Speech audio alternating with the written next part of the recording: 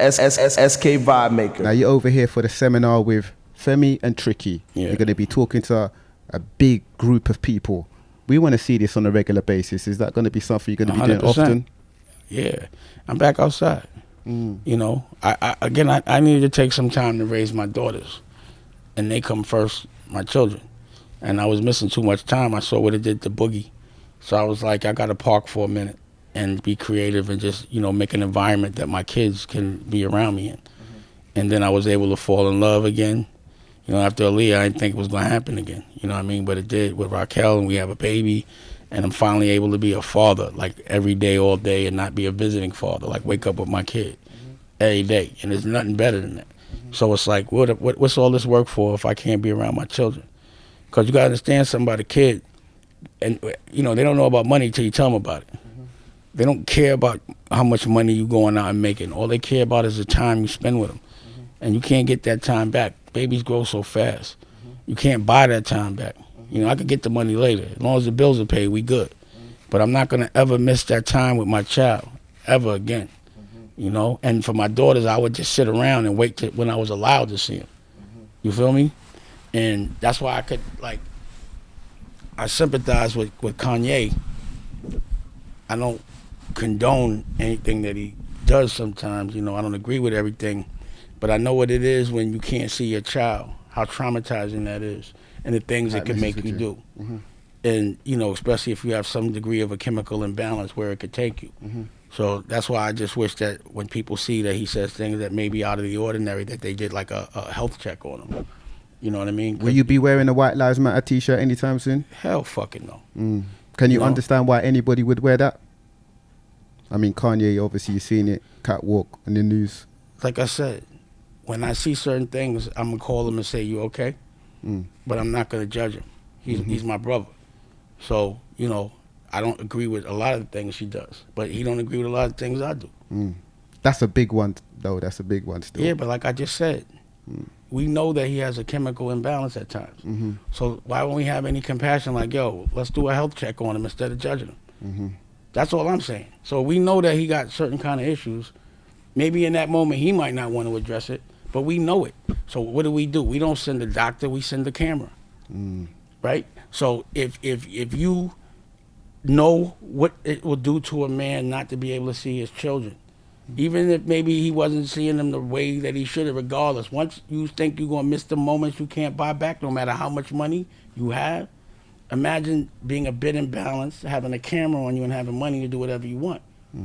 It's not going to be, you know, and everyone just making money off of anything that's happening dysfunctional in your life. So I'm not saying that he's right at all. I'm saying that we just have to understand that when people are triggered, if there is something that, you know, it's not a secret. He's bipolar. So why would y'all assume that he's maybe not getting some sleep, maybe? And again, he might be mad at me for saying that. But that's just, when I hear him say shit like that, and at first I'd be like, why? And then I go, yo, is he all right? You understand what I'm saying? So there may be an insensitivity because he may be so enlightened that he may be trying to make a point not knowing how it's hurting other people because he might be so hurt. Sometimes people are so hurt they can't even feel other people's pain. You know what I mean? Especially when they're in a certain kind of a place.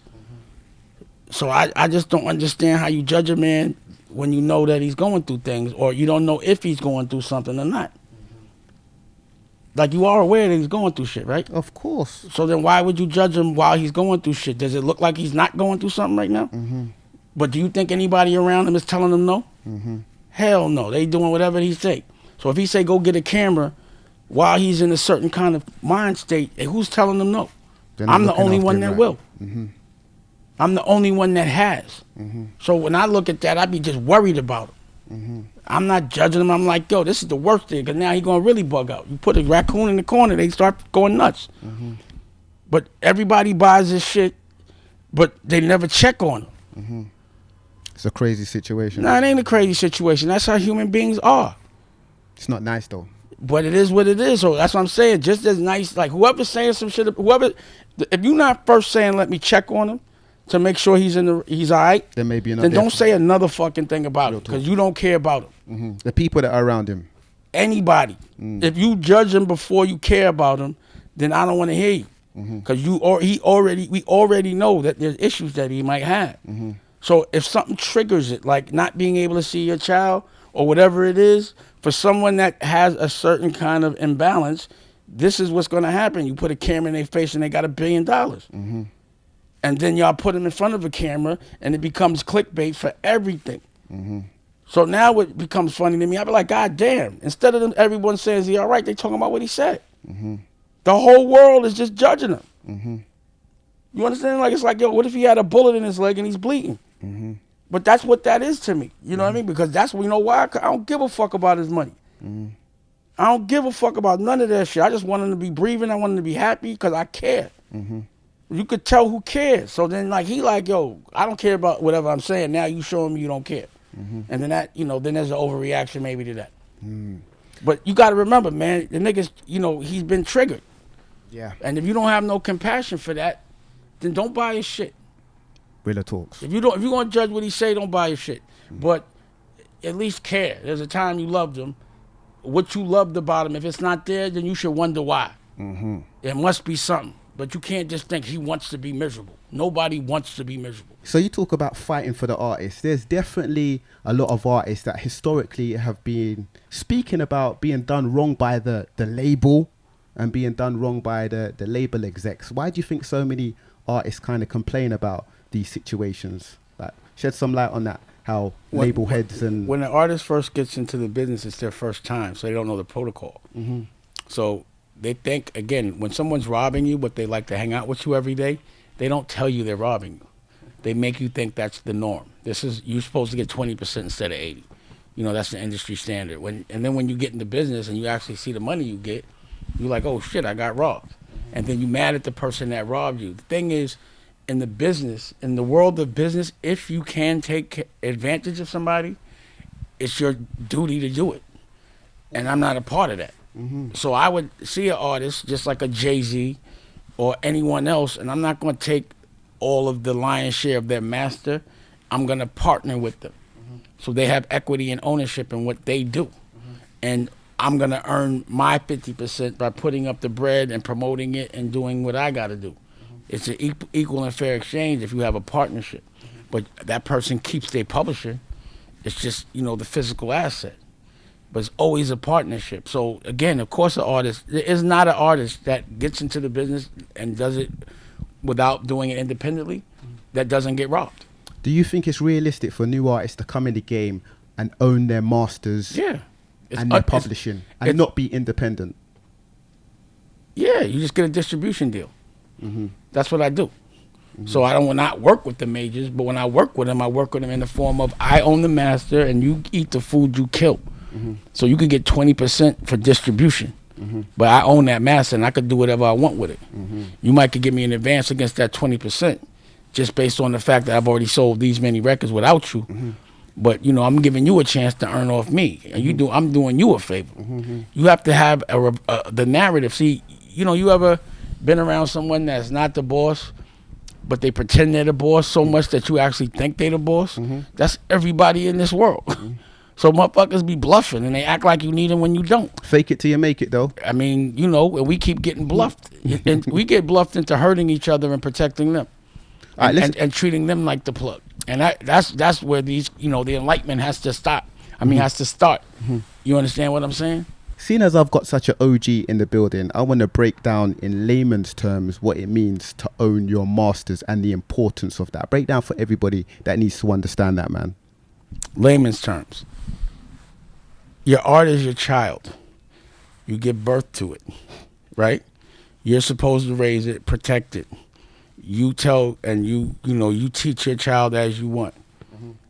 If you don't own your child, or if you make your child, and for money you give your child to somebody else, and now you're renting your child from the person that gave you the money, a child you made, and now you watching your child get abused and exploited, and there's nothing you could do.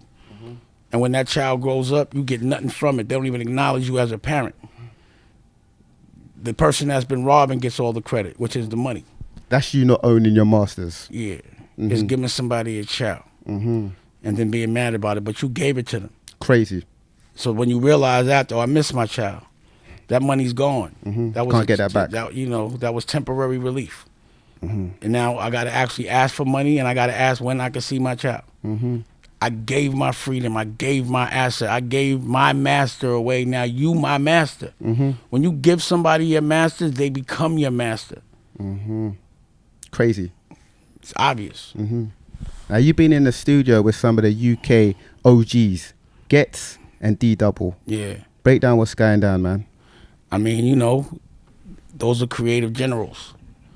They doing things their way, and I like it. So, you know, I like when someone stunts on me. They don't show me a car, they show me a building. And they don't show me one room, they show me a bunch of rooms, and each room is filled with people doing creative things.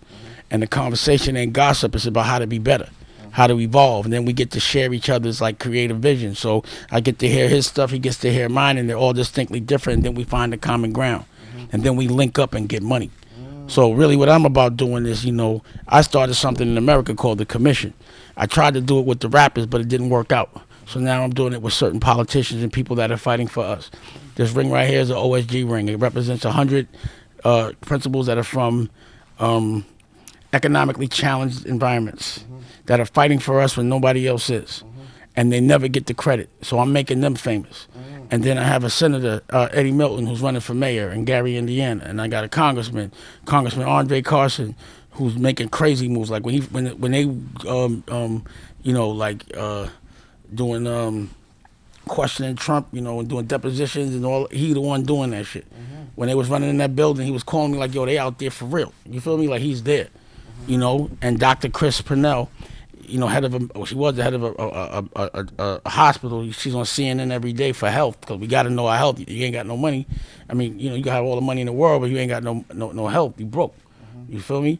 And then we have therapists, Taj and Melanie. One for the therapy for the kids, and one for the adults to speak the language, because, you know, therapy, we don't usually get it, so the study of it doesn't come from us.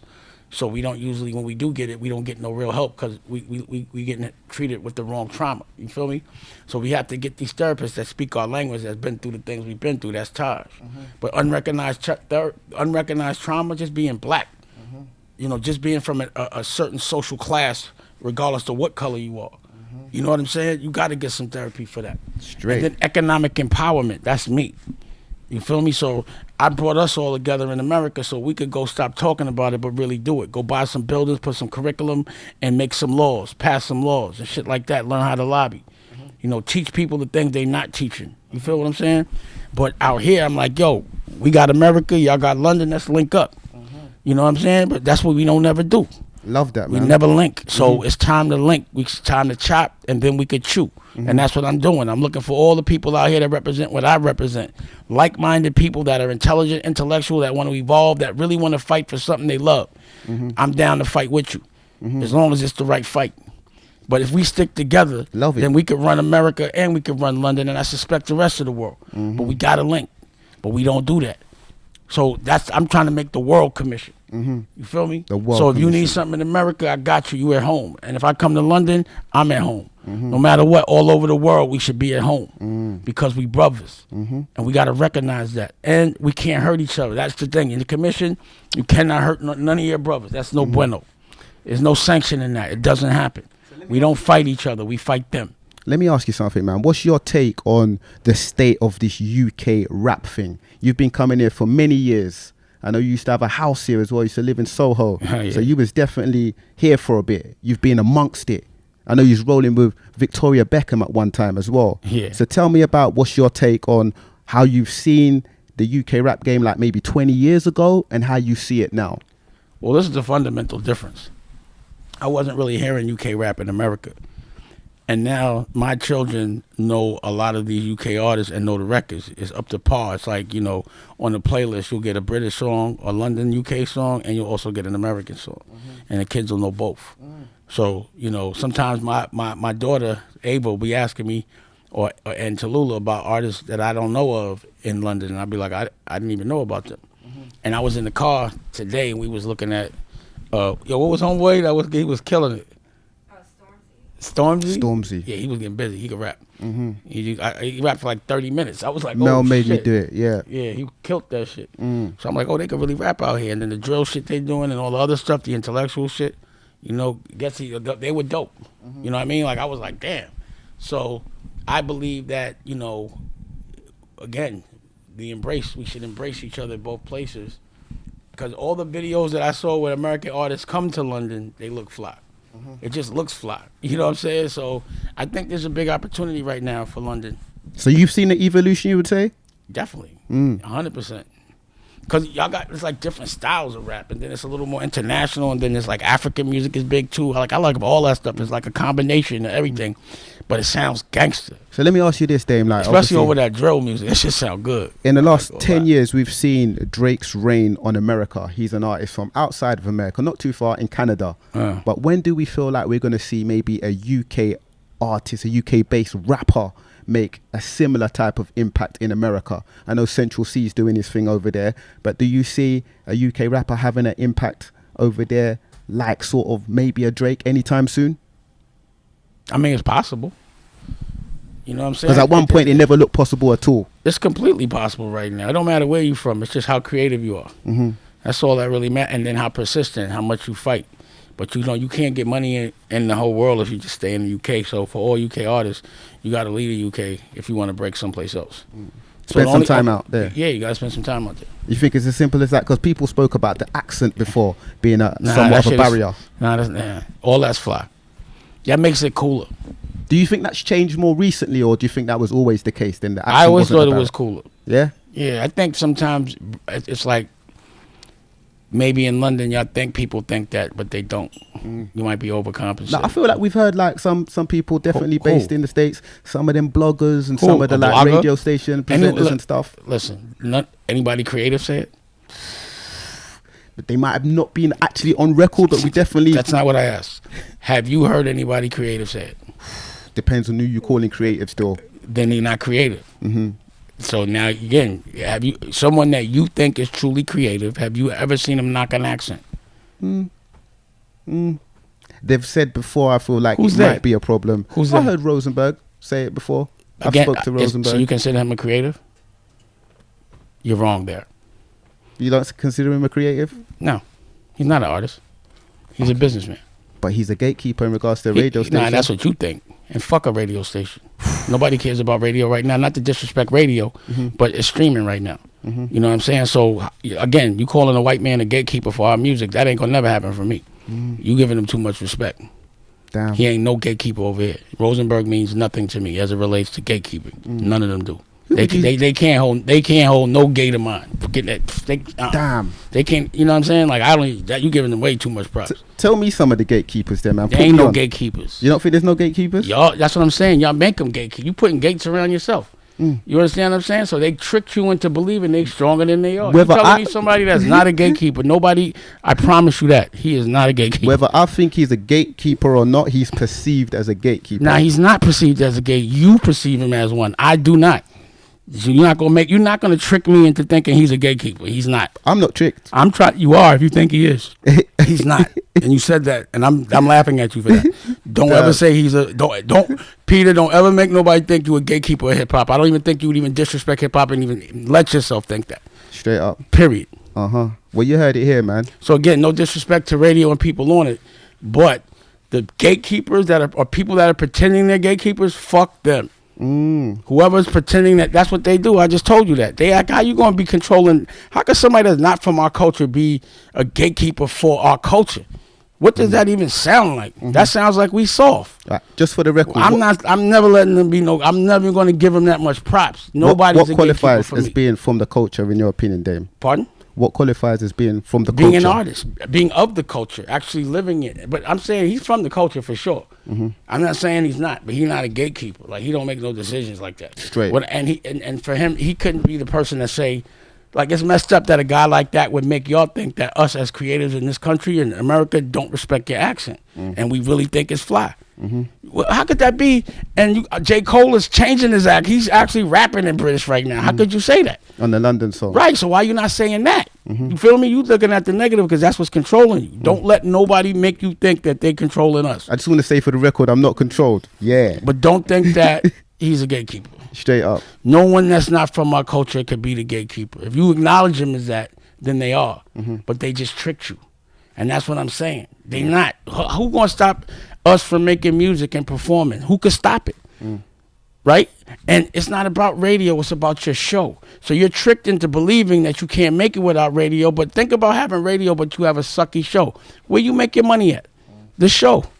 So as long as your show is good, radio coming to you. If they don't, as long as your fans care, there is no gatekeeper. You the gatekeeper to your fans, and because of where we are today, Web3 and also direct-to-consumer relationship, there is no gatekeeper. You could cut the middle out, man out. If you want to make money the old way, then yeah, you're going to be stuck in being miserable. Because think about it. The reason why I've never felt racism, because I always make sure I'm in an environment where I'm the boss. If you're a racist, I'm going to fire you or kick your teeth in. One of the two. You feel what I'm saying? It's a kind of worms right there. You can't be a racist when you're the boss. You can fire who you want. Yeah. No one can come and disrespect you or your culture without getting kicked out. Period. But if you have to work for a racist, then that's when you're going to be tormented. I never had to feel that, so I don't respect that. To me, I'd be like, I fire him. Fuck that. I'll hire certain people so I can fire them. Everyone ain't in your position though. Then put yourself in that position. If it was easy as that, we'd all be there. I did it, so that's why I'm saying you could do it. That's why I do it. I just did it and then tied my hands behind my back and said, "Now watch me do it without everybody." I feel like you're very inspirational, but it's not as easy as you say. But I love it though. I love the passion. I love the straight talking game. I'm frustrated with you because you're making it not easy. You please don't be frustrated with me. I want you to say it is easy and do it. It's as easy as like if you start off something, it's just like getting into a ring. You be like, "Yo, it's gonna be hard to beat this guy." Nah, I'm prepared to beat the shit out of that guy. I'm not getting in that ring unless I know I can win. So unless you feel that way, you already mind lost. state, of course. So I'm trying to get your mind state right. The one thing you're not allowed to say around me in my crew, because when I dream, there is no it's hard. It's not hard. It's work. Work's not hard. You understand what I'm saying? If you enjoy what you're doing and you got passion for it, don't feel like work. So I'm a general. So I guess war is what I'm looking for. But I'm looking to fight the right fight. Culture is worth fighting for. Creativity is worth fighting for. But independence it comes with the cost of fighting. But not having independence comes with the cost of working for something you don't own. Amen. So I know you got to survive, but while you surviving, you got to be like, I'm winning that war. Period. All right, let's get a bit lighter because I know we ain't got all day to talk. You was definitely rolling with Victoria Beckham about 15, 20 years ago. You was making an album, making music. That wasn't the only thing I was doing, but that was what I did as a project. Of course. For fun. What happened to all of that work that you guys were working on, man? They over there, man. They got upset. Really? Yeah, not her, but like her crew, I guess. That's their shit. We was excited to see that. A lot of people I was excited too. We had a lot of fun. The album was dope. And I thought, I like to see, this is the one thing this is another misconception that we got to stop. We think that we can only run, like black people can only run black people. Like, a black department. It's rare you might see, maybe out here it might not be, but like someone of color running another company about other people's culture. But it's not about us just teaching us or leading us. It's about us being the landlord and making the laws and educating the right education for everybody. We got to think about taking and teaching and it's not just for us, it's for everybody. They make us put each other in a box and you can only run this box. And that's not me. That's why I do so many different things with so many different cultures. So me working with Victoria Beckham, she's from one culture. So for me, remember, I put MOP and Old Dirty Bastard on the record with Victoria Beckham. Mad. And that was so that everyone that knew Victoria Beckham would know MOP and would know Old Dirty Bastard. And vice versa. It's just leveraging celebrity, bringing them together and see that they can coincide. Parties are better when we all kicking it and having fun. It sucks when everybody's tense and at war and people on one side and another. Like everything can't be West Side Story. You feel me? So I'm like, yo, let's combine cultures. Y'all usually scared of us. We, for some reason, are scared of y'all. What it look like when we make a record, a collab, or have some fun? It's scary to those that are making money off us being separate. But she was cool, way cooler than I thought, and we had a lot of fun. But I guess it was fucking up whatever they had to do. They went crazy. I guess so. Prince of Detroit, the film that you got Yeah. cooking. You know what I mean? You've been touring around the States talking about it. What can you tell us about it, man? I mean, it's dope. It's about black lineage, you know, what it looks like when we have opportunities. Because most of the time we like first generation wealth for black people. You know, we don't really get to pass, you know, any nepotism or anything like that or teach a skill. So this is a family that made money in healthcare, which is not entertainment. It's not no gangster shit. It's healthcare, and was able to teach the game after, you know, because they, you know, things go bad, but they taught the game to time, and he was able to sell a company for $120 million. So I'm just showcasing us as a culture to get money other ways than just being entertainment. There's other hustles, like people like, you know, wealth is usually built from government contracts, at least American wealth, and I'm sure it's like that out here, but we don't know how to get them. So that's the best client to have is the government. So I also learned, I studied him. I studied his family. I studied Detroit. That was the art, you know. So, you know, the movie's dope. And then there's a part 2 already done. I got to shoot like 4 more days. And then we're going to do part 3. It's like a whole thing. I don't know if it's going to be a television series or a movie. It'll probably be both. Gangsta. And then we're going to put it in theaters, you know. I'm putting it in festivals. And again, it's just me showing my range as a creative and a director. It's not just paid in full. But I'm getting back to that too. You know what I mean? But like I said, I got a comedy, I got cartoons, I got all type of things. Just different dimensions. See, to me, it's not for people to talk in my language. It's me to figure out their language and talk to them in that. So if you're talking video games, then I'm making an NFT video game on Network, you know, on Web3, and then I'll talk to you there. If you're talking sports, then I'll be the team. I'm working on having my own professional football teams right now in the league. Then I'll get you there. If you're talking music, then I'll talk to you in music. If you're talking fashion, I'll talk to you in fashion. You want to be intellectual, we could do that too. Love it. You want to talk some gangster shit, we could talk like that as well. Any way you want to speak, I'm going to teach you some good shit or talk to you. And I'll be able to learn from you as well. You understand what I'm saying? So I like to do everything. But I think it's important that if somebody has like good taste in music, let me see your taste in art. Let me see your taste in clothes and don't have a stylist. Let me see your taste, you know, in every vertical. And then let me see the art of monetizing that as well. So good taste should translate into everything, even the way you make money and the people you work with. So I just tend to be snobby. I only want to work with a certain kind of person and will only work with a certain kind of person at my choice. But I'm never going to just do something for bread. Listen, they say my interviews are hotter. Dame Dash, ladies and gentlemen. It's been a great conversation, man. Thank you very much. No gatekeepers. Ah. I'm going to give you a key. Thank you. Got it. SK Vibemaker.